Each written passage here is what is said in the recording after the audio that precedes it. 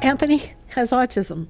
He has a fair degree of autism. He's mostly nonverbal. He can talk, but it's clearly very difficult for him. He has a lot of comprehension, but communication is difficult for him, and he's not all that interested in a lot of stuff. Like, no, he's not that interested in social stuff.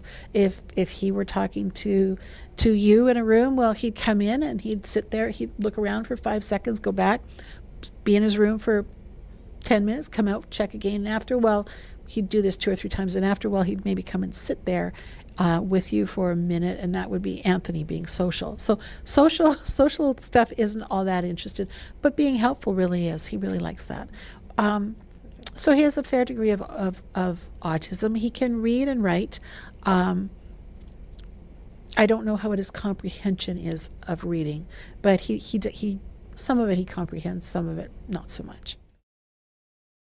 I think we began out of desperation, looking looking ahead and thinking, what will the world hold for Anthony? What will life hold for Anthony after high school? High school is nice and structured, and Anthony loved school. Loved school. And when I said, Anthony, after this year, there's no more school, he insisted there would be school.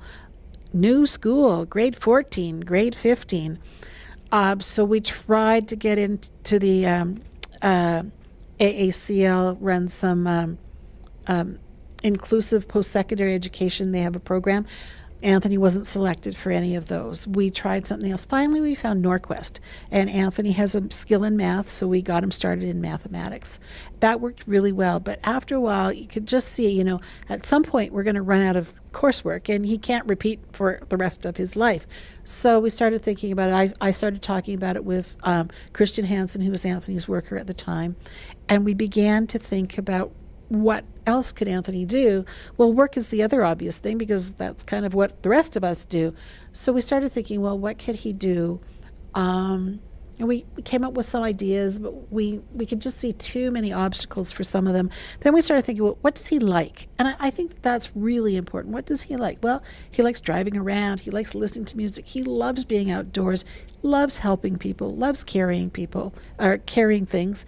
And he likes being helpful, but he doesn't really like staying anywhere for a long time. So he likes to come into a place, check it out. If he can walk through the whole place and get right back out again, pick up the candy on the desk at the front and move on, that Anthony's a happy guy. So we started thinking, well, maybe he could be a courier.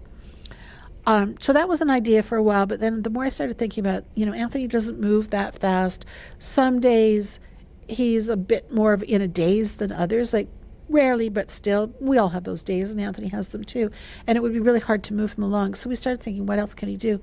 When Christian left to pursue his music career, Mike Ham came on board.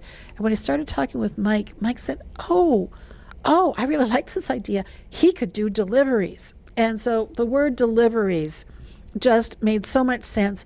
Deliveries are a little bit slower. You're going to take a cake. You're going to make sure it arrives with the candles on the top with a little bit of ceremony to it because it's important. You're going to take cookies to somebody. You're going to take promotional materials and you're going to treat them with respect. You're going to take someone's grant application and get it in on time. You're going to do things that people appreciate, but it's not, I got these 10 items in this hour to deliver them. It goes a little bit more slowly.